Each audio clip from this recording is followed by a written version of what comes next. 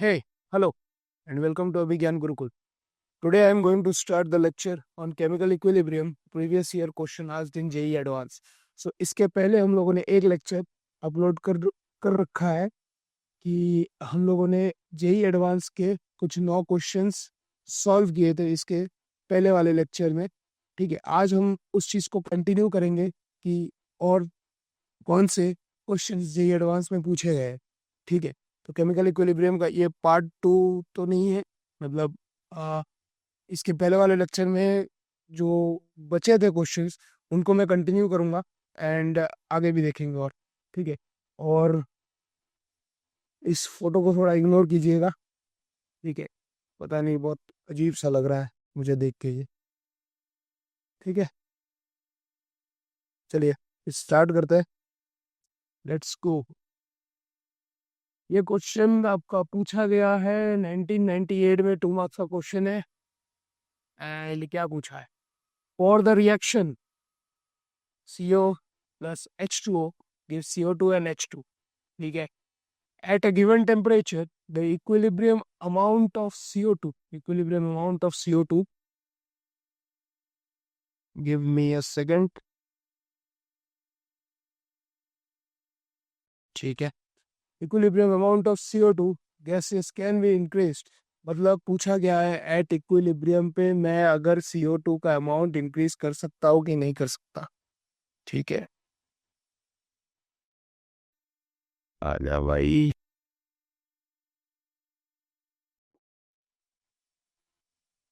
ठीक है, at equilibrium में CO2 का अमाउंट जो है इंक्रीज कर सकता हूँ कि नहीं कर सकता। उसके लिए ऑप्शंस क्या क्या दिया है, पहला ऑप्शन देखते हैं हम लोग, adding a suitable catalyst.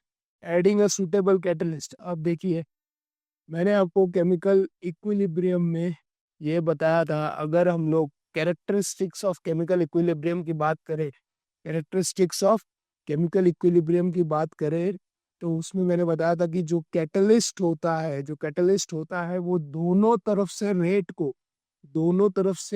Rate को इक्वली इनहेंस करता है। ठीक है, तो कैटलिस्ट का इक्विलिब्रियम कंडीशन पे, कंसंट्रेशन पे कुछ फर्क नहीं पड़ेगा, उतना कुछ फर्क नहीं पड़ेगा। ठीक है, H2O गैसियस है, H2O गैसियस है। ठीक है, ये है।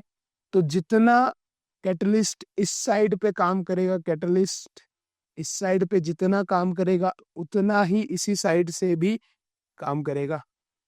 ठीक है, तो कैटलिस्ट का तो कुछ इफेक्ट नहीं होगा बाय एडिंग इनर्ट गैस। अब इनर्ट गैस, तो फर्स्ट वाला ऑप्शन तो गया।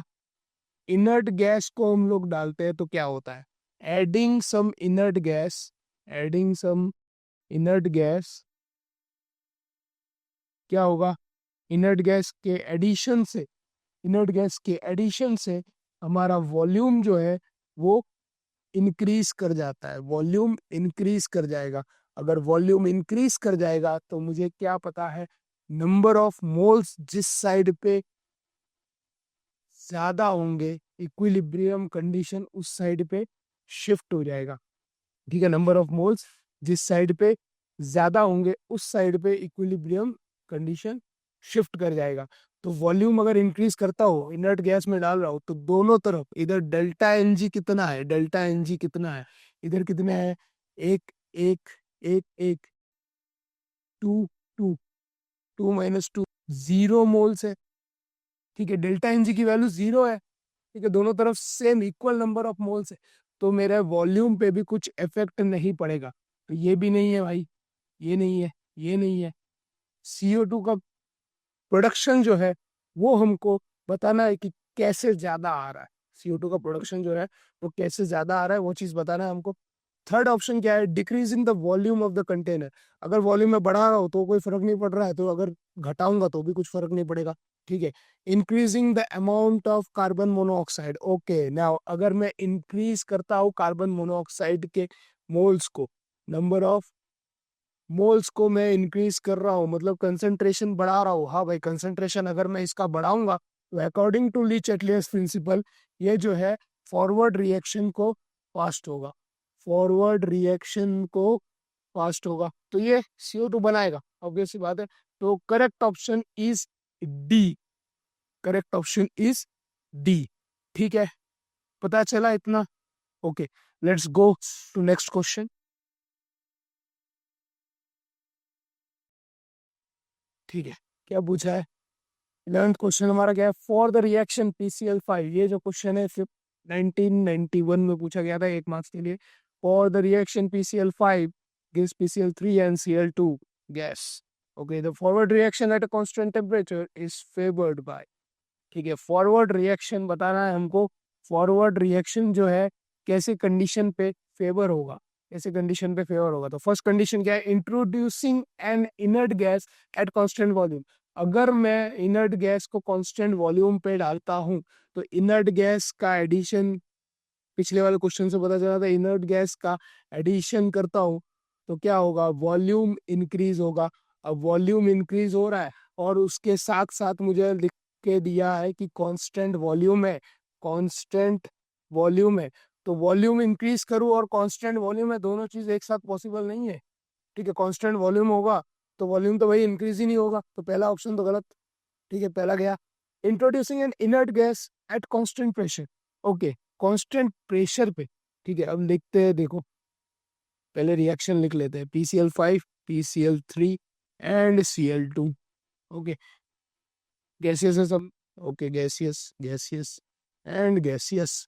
ठीक है, introducing N inert gas, inert gas में इंट्रोड्यूस करूंगा तो मेरा वॉल्यूम इंक्रीज होगा। अब मुझे पता है अकॉर्डिंग टू ली चार्लियस प्रिंसिपल, अगर मैं वॉल्यूम को इंक्रीज करता हूँ, अगर मैं वॉल्यूम को इंक्रीज करता हूँ तो नंबर ऑफ मोल्स, जिस साइड पे मोर नंबर ऑफ मोल्स होंगे उस साइड पे रिएक्शन जो है प्रोसीड होगा।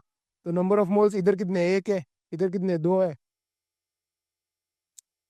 इधर एक मोल है, PCl5 का 1 मोल है, इधर एक, तो इधर 2 हुआ, इधर 1 हुआ। नंबर ऑफ मोल्स इस साइड पे ज्यादा है। If I am increasing the volume then the reaction will fast in forward direction, fast in forward direction. ठीक है, आगे की तरफ मूव होगा। मतलब क्या बोल रहा है हमको? फेवर टेम्परेचर, फॉरवर्ड रिएक्शन का ही बताया था। ठीक है, तो ये हो सकता है। ठीक है, ये हो सकता है। Increasing the volume of container, वही बात हो गई। अगर वॉल्यूम को, अगर कांस्टेंट है, भी कांस्टेंट, अच्छा कांस्टेंट तो इसमें है। ओके, वॉल्यूम ऑफ कंटेनर को इंक्रीज करेंगे तो क्या होगा? वॉल्यूम ऑफ कंटेनर को अगर इंक्रीज करेंगे तो क्या होगा?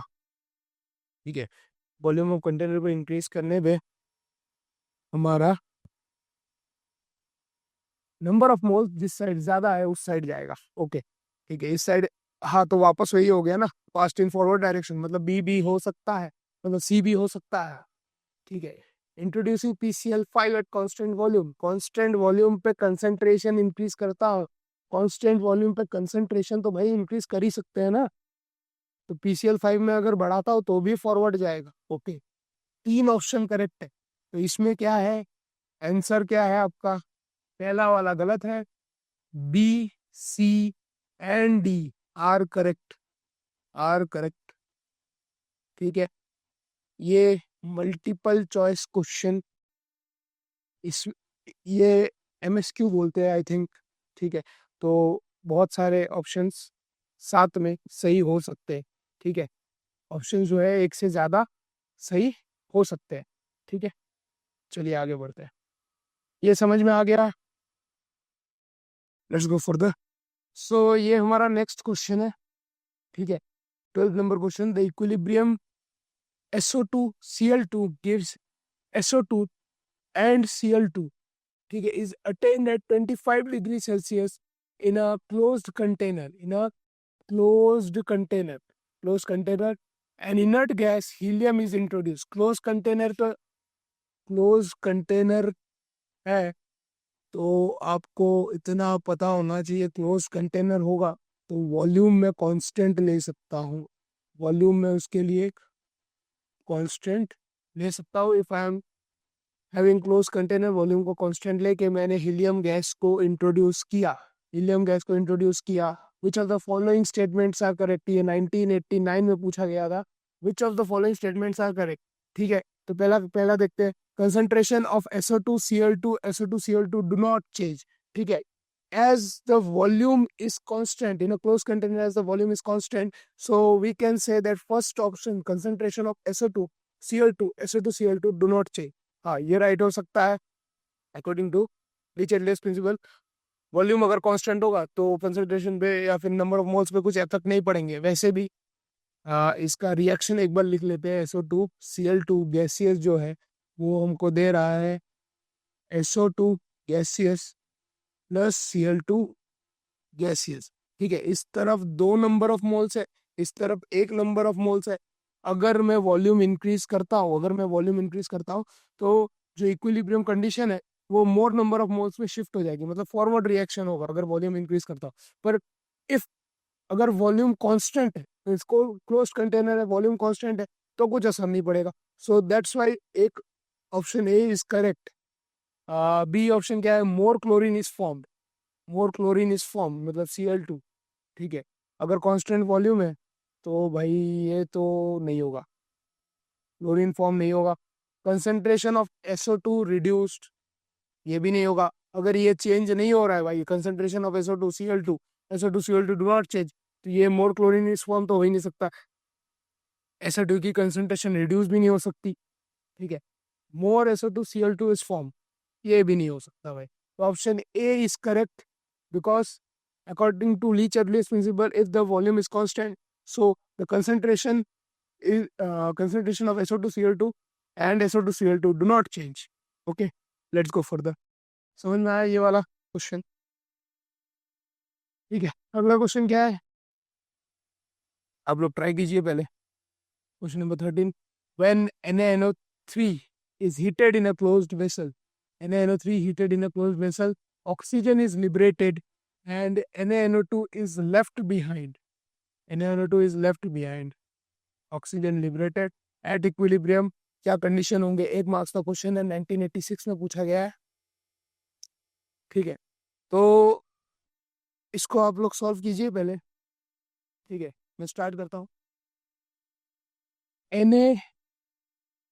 NaNO3 दे रखा है। ठीक है, आपको पता होना चाहिए NaNO3 जो है ये एक डिकम्पोजिशन रिएक्शन है, एक्सोथर्मिक रिएक्शन है, सॉरी एंडोथर्मिक रिएक्शन है। हम अगर इसको हीट देंगे तो NaNO3 जो है वो ऑक्सीजन निकाल देगा एंड NaNO2 बनाएगा।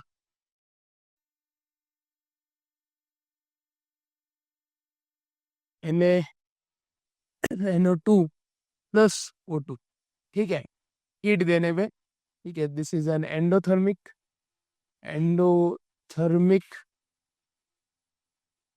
रिएक्शन बोल सकते हैं, एंडोथर्मिक रिएक्शन बोल सकते हैं। ठीक है, ये आपको इतना पता होना चाहिए। NaNO3 is heated. ठीक है, हीट करेंगे क्लोज वेसल में, oxygen is liberated, NaNO2 is left behind at equilibrium. कौन से ऑप्शन करेक्ट है? Addition of NaNO2। ठीक है, ये टेम्परेचर का केस आ जाएगा, टेम्परेचर का केस आ जाएगा फॉर ली-चैटलेस प्रिंसिपल, टेम्परेचर का केस आ जाएगा। Addition of NaNO2 favours reverse reaction. क्या बोला भाई? NaNO2 को डालेंगे तो रिवर्स रिएक्शन होगा कि नहीं होगा? Addition of NaNO2 reverse reaction, addition of NaNO3 favors forward reaction, increasing the temperatures favors forward reaction। yes, C वाला करेक्ट है। आपको पता है टेम्परेचर को इंक्रीज करने पे जिस साइड पे एंडोथर्मिक रिएक्शन प्रोसीड हो रहा है, जिस साइड पे एंडोथर्मिक रिएक्शन प्रोसीड हो रहा है उस साइड पे इक्विलिब्रियम शिफ्ट होगा। If I am increasing the temperature in an endothermic reaction, तो सी करेक्ट है। Increasing the pressure favour the reverse reaction, increasing the pressure, अब प्रेशर इंक्रीज करने पे जिस साइड पे लेसर नंबर ऑफ मोल्स है, if I am increasing the pressure equilibrium will shift. Equilibrium shift किस side होगा? Laser number of moles पे, laser number of moles पे शिफ्ट होगा। ये बताया था मैंने, तो डी बी करेक्ट है। एडिशन ऑफ NaNO2 जो है फेवर्स रिवर्स रिएक्शन, ये चीज नहीं होगा। And B addition of NaNO3 favours forward reaction, ये भी नहीं होगा। ठीक है, so the correct option is C and D. C and D are correct, C and D are correct. ठीक है, ओके, समझ आया इतना? Let's go further. Next question क्या है हमारा? 14 क्वेश्चन 1984 में पूछा गया था 1 मार्क्स के लिए। For the gas phase reaction, for the gas phase reaction C2H4, let's write the reaction for C2H4 जो है H2 के साथ रिएक्ट कर रहा है। क्या दे रहा है मुझे? C2H6 दे रहा है। ओके, डेल्टा H की वैल्यू दे रखी है। डेल्टा H जो है वो नेगेटिव है। नेगेटिव है, कितना नेगेटिव है? -32.7 किलो कैलोरी। ठीक है। Out in a vessel the equilibrium concentration of C2H4 can be increase. मतलब मुझे इस चीज का प्रोडक्शन बढ़ाना है, C2H4 का ज्यादा से ज्यादा कंसंट्रेशन बढ़ाना है। तो क्या क्या कंडीशन फेवर होंगे? Increase by, first option increasing the temperature. अगर मैं टेम्परेचर को इंक्रीज करता हूँ तो क्या होगा? ठीक है, सबसे पहले तो ये delta H is negative, delta H is negative, तो आपका जो रिएक्शन है वो कैसा है? डेल्टा H अगर नेगेटिव होगा तो रिएक्शन जो है, ठीक है, डेल्टा H आपका दिया हुआ है कितना? नेगेटिव दे रखा है डेल्टा H। डेल्टा H अगर नेगेटिव होता है तो मुझे पता है delta H, if my delta H is negative then the reaction, reaction is exothermic. Exothermic reaction होता है, मतलब जो सिस्टम है वो हीट दे रहा है। अगर सिस्टम हीट दे रहा है मतलब ये जो है इस साइड पे एक्सोथर्मिक रिएक्शन हो रहा है। ठीक है, अब बोला increasing the temperature, increasing the temperature मुझे ये मिलेगा। तो ऑब्वियस सी बात है, अगर ये साइड एक्सोथर्मिक है तो ये वाला साइड जो होगा वो एंडोथर्मिक होगा। ठीक है, ये साइड एक्सोथर्मिक है तो ये वाला साइड आपका एंडोथर्मिक होगा। So first option is correct.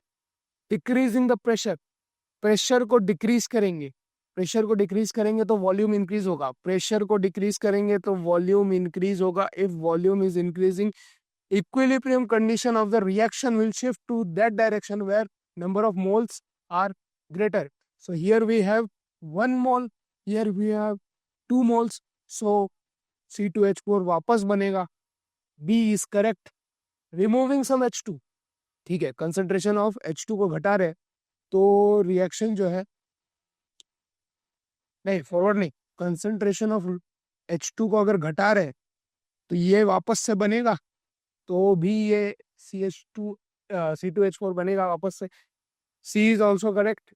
Adding some C2H6, obvious ही बात है भाई, इसकी कंसंट्रेशन को बढ़ा रहे हो, इसके नंबर ऑफ मोल्स को बढ़ा रहे हो तो भी ये होगा। Adding some C2H6 will favor the increase in concentration of C2H4. So A, B, C and D, 4 options are correct. ठीक है, चारों ऑप्शन करेक्ट है इसमें। ठीक है, चारों ऑप्शन करेक्ट है। तो इतना समझ में आया। सो इधर हमारा ये MSQ MCQ जो भी बोल लो इधर खत्म होता है। जाता है ये वाला जो वीडियो है, बहुत छोटा सा वीडियो बनाया। इसके बाद वाले लेक्चर में हम लोग न्यूमेरिकल्स एंड सब्जेक्टिव प्रॉब्लम्स को सॉल्व करेंगे, जो भी PYQs जेई एडवांस में पूछे गए। ठीक है, सो इस वीडियो से ये वीडियो आपको थोड़ा भी हेल्पफुल लगा हो तो प्लीज़ एक लाइक एंड शेयर कर दीजिएगा। And thank you.